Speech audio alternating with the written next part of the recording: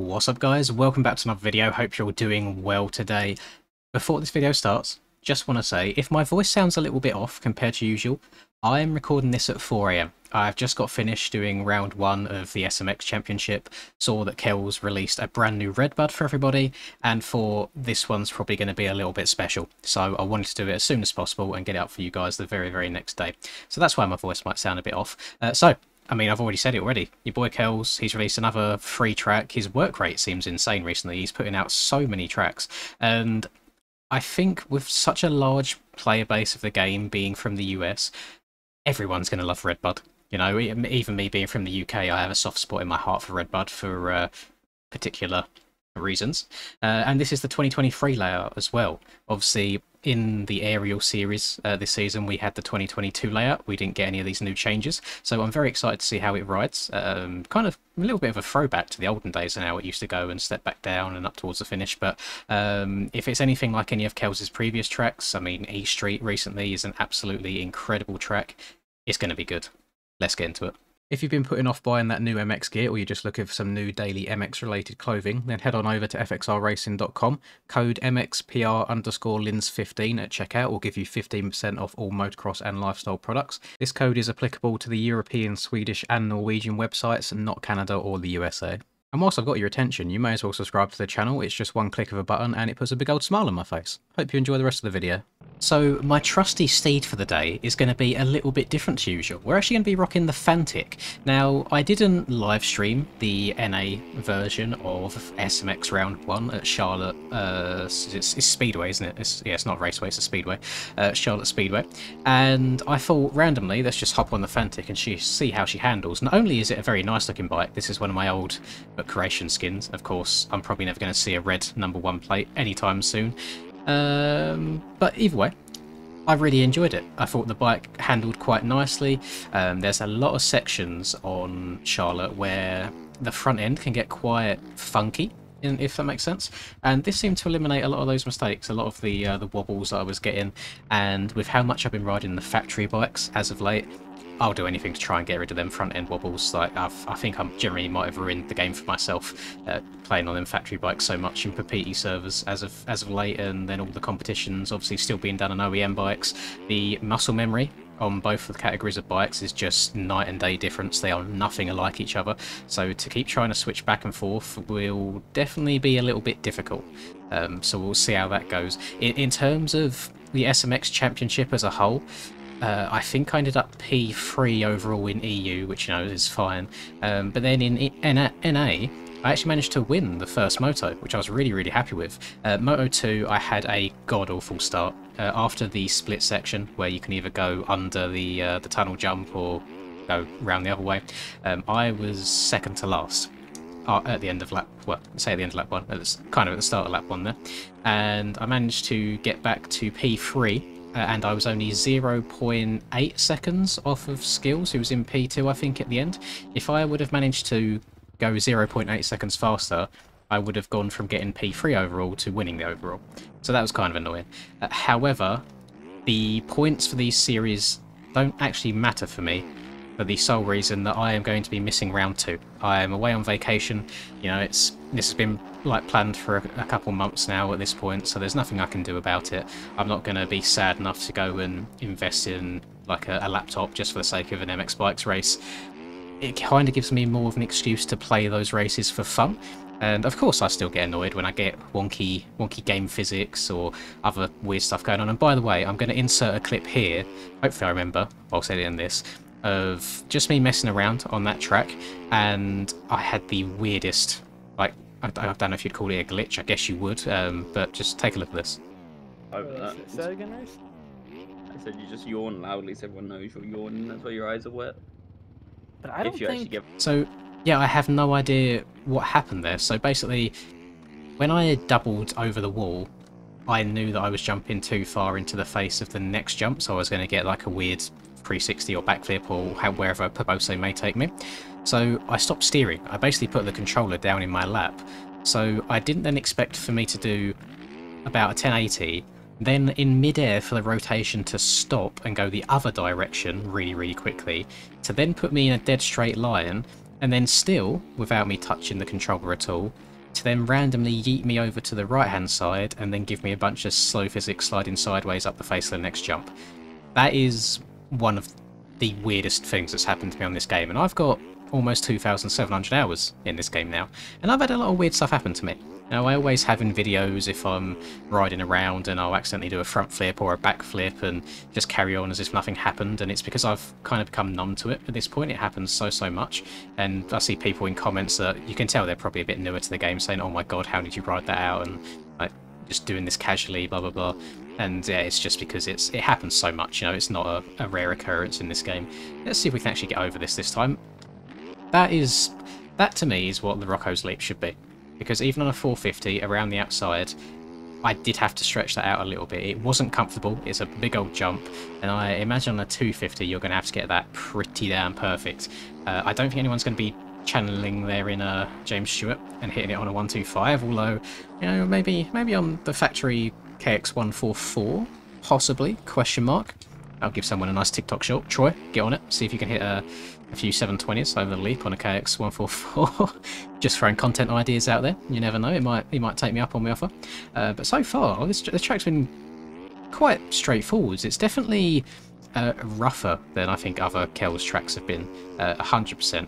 And I might have been missold by some of these screenshots he posted on the mods post of this, because it looked a lot more bright and a lot more vibrant. And I do forget that I no longer have reshade in my game. So what I'm going to do is I'm actually going to edit the colours before you guys see it. So it's going to be a little bit kind of, I wouldn't say doom and gloom, because there's definitely darker tracks out there, 100%. But yeah, it just doesn't pop how I would like. So I will edit it before your very eyes, so it'll be a little bit brighter for you. Skybox is nice and pretty though. I don't know how hard skyboxes are to find or to make. It's not something I've messed with around personally, but very nice bright blue skies with some sun shining through the clouds. It's very nice, very pretty. But overall it just seems to be like a very solid built track. And Kells is part of the Earthworks track making Discord that I reference so often when it comes to these sorts of things. And just after his track released, I said it's an L track. This is before I played it, by the way. I said it's an L track because it's not on the shop, and I just want to give Kells like some props where it's deserved and a pat on the back, because I definitely think he's one of the more deserving track creators in the community that could charge for their tracks. I think the build quality is really good time and time again. I don't really think he puts out bad tracks at all, but he just does it out of like the joy of building tracks, I guess. He has no interest in selling them at all. That's not to say never. I don't want to kind of corner him in a box to where he never has the opportunity to like sell anything on the store. But it's really cool that he cares just so much about the community that he's willing to do this as a labour of love and do it all for free. So everyone in chat, in the comments, not in chat, I'm not streaming right now, what am I on about? Give Kells a little bit of a round of applause. I definitely think he deserves it overall.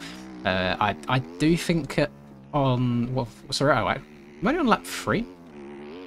My laps aren't counting somewhere.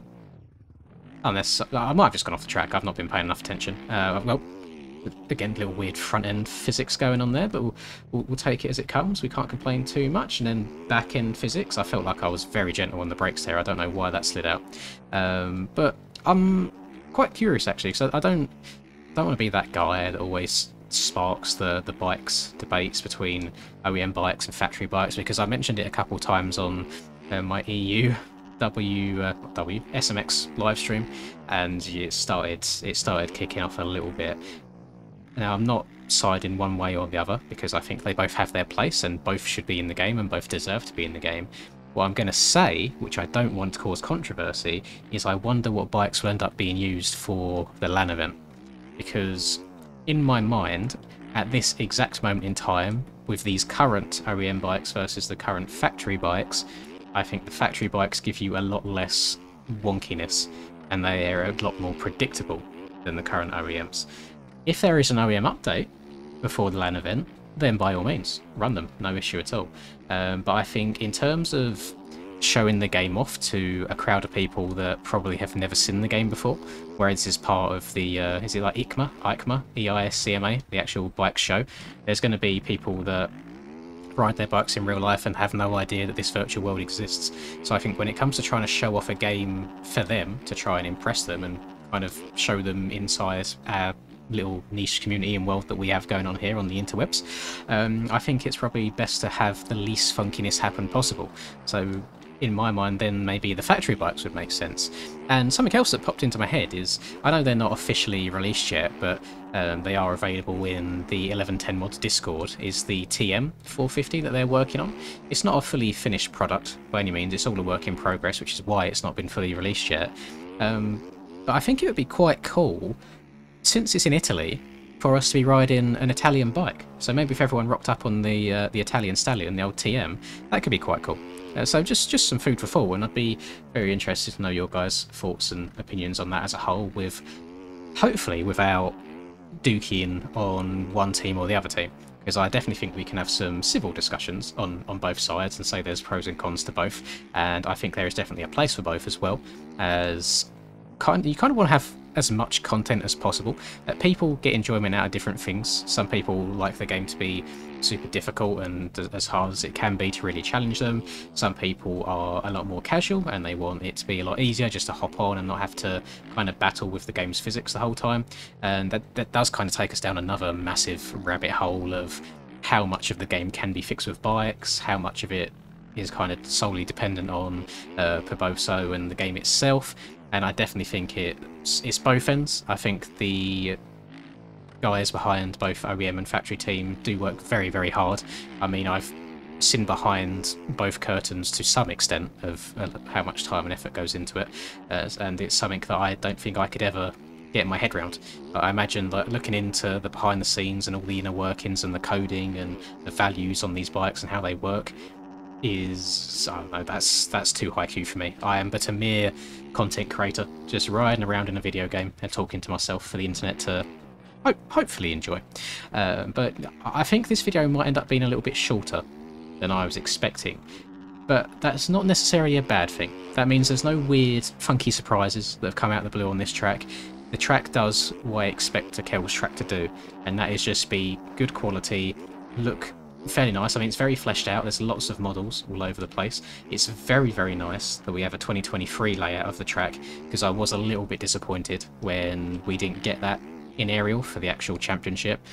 But saying that, we did get all tracks 2022 layouts because there was the most reference material, whereas I believe a lot of the reference material before we done the Redbud race, it was just pictures, you know, like Instagram pictures and sky shots, things like that. So I think that the track creators tend to like to use GoPro footage, and I don't know what other source files they get, but I imagine when the actual race was held on Redbud in real life, obviously that stream gives them a lot of reference points as well, so I'm sure Kells probably used a whole bunch of that. And it's just really put together, really well done. And again, I have to tip my imaginary hat to him for constantly releasing like really good quality free tracks for us to enjoy.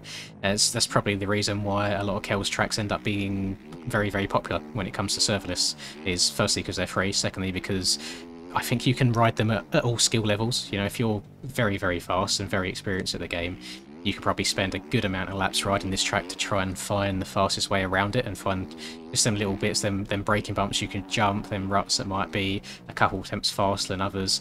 If you're new to the game, you shouldn't have the hardest time just getting around it and enjoying it for what it is. So big W's all round. And as well, I need to thank Kells for releasing this the day, well, a day and a half-ish before I go away on vacation, because I'm really, really thankful that it's just a nice, easy, chilled out video to do. So I hope you've enjoyed this. I am aware that the kind of mood and the tempo on this has been a little bit like slower, a bit more chill than it usually is, but again, it's currently 4:22 AM for me. So I'm going to render this and hopefully upload it and hope that it's all fine, because I'm going to leave my computer on and go to bed. Hopefully there's no issues with the upload and it all goes up as it should do. I hope you've enjoyed this video. Please do drop a like and subscribe to the channel if you're new. I'd really appreciate it. Comment if you're enjoying the track and your thoughts on just the whole OEM factory situation, if you think they should definitely both have a place. What are your thoughts on bikes used for LAN events, etc. And I'm going to peace out. Catch you all in the next video. See ya.